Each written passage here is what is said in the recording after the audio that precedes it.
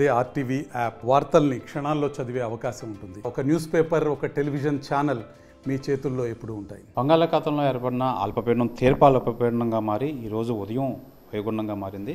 అయితే ఈ నేపథ్యంలో ఈ తీరం ఎక్కడ దొరుకుతుంది, అసలు దీని పరిస్థితి ఏ విధంగా ఉంటుందో, రానున్న రోజుల్లో వర్షాలు ఏ విధంగా ఉంటాయని చెప్పి విశాఖ వాతావరణ కేంద్రం అధికారి శ్రీనివాస్ అయితే మనతో పాటు ఉన్నారు. సార్ చెప్పండి, ఏ విధంగా ఉంది వాతావరణం, తీరం ఎప్పుడు దాటుతుంది?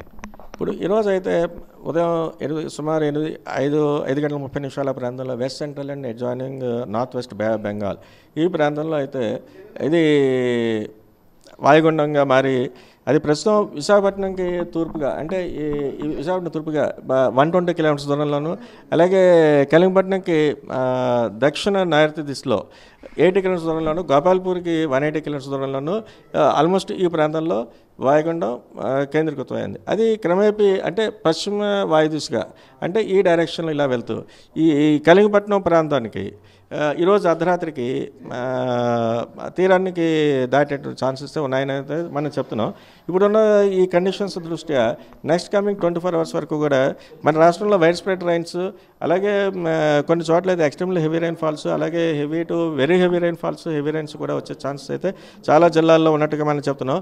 ముఖ్యంగా రెడ్ అలర్ట్ ఇచ్చినట్టు జిల్లాలు ఈస్ట్ గోదావరి, వెస్ట్ గోదావరి, కోనసీమ, ఏలూరు, ఎన్టీఆర్, కృష్ణా, పల్నాడు, గుంటూరు ఈ జిల్లాలకు అయితే మనం ఎక్స్ట్రీమ్లీ హెవీ రైన్ ఫాల్ వచ్చే ఛాన్స్ ఉన్నాయని చెప్తున్నాం. అవి ముఖ్యంగా అంటే మనకి 24 అవర్స్ పీరియడ్లో మోర్ దాన్ 19 సెంటీమీటర్స్ వర్షపాతం వచ్చే ఛాన్స్ ఉంది. అలాగే మరికొన్ని చోట్ల ఆరెంజ్ అలర్ట్ కూడా కొన్ని జిల్లాలకు ఇచ్చాం. అవి విశాఖపట్నం, అల్లూరి సీతారామరాజు, అనకాపల్లి, కాకినాడ, యానం, అలాగే దక్షిణ కోస్తాలు అన్నటువంటి బాపట్ల, ప్రకాశం ఈ జిల్లాలకైతే ఆరెంజ్ అలర్ట్, అంటే ఇవి భారీ నుంచి అతి భారీ వర్షపాతం ఈ జిల్లాలో నమోదయ్యే ఛాన్స్ ఉంది.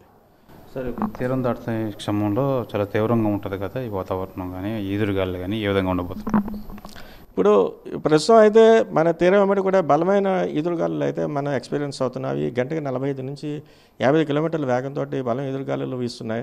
అలాగే అవి కొన్ని సందర్భాల్లో 65 కిలోమీటర్స్ కూడా వెళ్ళే ఛాన్స్ ఉన్నాయి. అలాగే సీ రఫ్నెస్ కూడా చాలా ఎక్కువగా ఉన్నది. వీటి దృష్ట్యా మన రాష్ట్ర తీరం వెంబడి ఉన్నటువంటి మత్స్యకారులందరినీ కూడా వేట వెళ్ళదని చెప్తున్నాం. అలాగే నౌకాశ్రయాలకు కూడా, అన్ని నౌకాశ్రయాలకి కూడా కలింగపట్నం నుంచి కృష్ణపట్నం వరకు కూడా 3వ నెంబర్ ప్రమాద హెచ్చరిక ఎగరవేస్తుందిగా అందరికీ చెప్తున్నాం. అలాగే మరికొన్ని జిల్లాలు అన్నటువంటి ఇప్పుడు కంటిన్యూస్ రైన్స్ ఎక్కువగా కొన్ని జిల్లాల్లో భారీ నుంచి అతి భారీ వర్షాలు పడుతున్నాయి. అవి ఆ జిల్లాల్లో అన్నటువంటి ఫ్లాష్ ఫ్లడ్ వచ్చేటువంటి రిస్క్ కూడా ఉందని చెప్తున్నాం కొన్ని జిల్లాలకు. అవి ముఖ్యంగా ఈస్ట్ గోదావరి, వెస్ట్ గోదావరి, కృష్ణా, ప్రకాశం ఈ జిల్లాలకైతే ఫ్లాష్ ఫ్లడ్ కూడా వచ్చే ఛాన్సెస్ అయితే ఉన్నాయని చెప్తున్నాం. అలాగే లాస్ట్ 24 అవర్స్లో కూడా wide spread rains with heavy to very heavy rain falls చాలా చోట్ల రికార్డ్ అయ్యడం జరిగింది. అవి అత్యధికంగా మచిలీపట్నంలో అయితే మచిలీపట్నం, నెక్స్ట్ విజయవాడ ఈ 2 చోట్ల కూడా 18 సెంటీమీటర్లు రికార్డ్ అయింది. మరికొన్ని చోట్ల కూడా చాలా హెవీ రైన్స్, మోడరేట్ రైన్స్ నమోదయ్యాయి.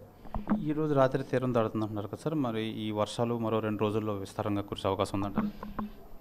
ఈ రోజు వరకు తీరం దాటి వాళ్ళగా నెక్స్ట్ డే కూడా మరికొన్ని చోట్ల భారీ నుంచి అతి భారీ వర్షం, అలాగే రేపటి రోజుకి రాయలసీమకు కూడా రైన్ఫాల్ యాక్టివిటీ పెరిగే ఛాన్స్ ఉంది. ఇవి ముఖ్యంగా దక్షిణ కోస్తాల్లో అయితే ఎన్టీఆర్ జిల్లా, పల్నాడు జిల్లా, అలాగే రాయలసీమలో ఉన్న నంద్యాల, కర్నూలు ఈ జిల్లాల్లో కూడా భారీ నుంచి అతి భారీ వర్షం రేపటికి వచ్చే ఛాన్సెస్ ఉంది. ఈరోజు రాత్రి తీరం దాటే అవకాశం నేపథ్యంలో మరో 2 రోజులైతే విస్తారంగా వర్షాలు అయితే కురిసే అవకాశం అయితే ఉందని చెప్పి ఈ విశాఖ తుఫాన్ హెచ్చరిక కేంద్రం అధికారి శ్రీనివాస్ అయితే తెలియజేస్తున్నారు. కెమెరామెన్ అజయ్తో శివరామకృష్ణ, ఆర్టీవీ. మరిన్ని వీడియోస్ కోసం ఛానల్ సబ్స్క్రైబ్ చేయండి, లేటెస్ట్ అప్డేట్స్ కోసం వాట్సాప్ ఛానల్ ఫాలో చేయండి, అండ్ లింక్ డిస్క్రిప్షన్ లో ఉంది.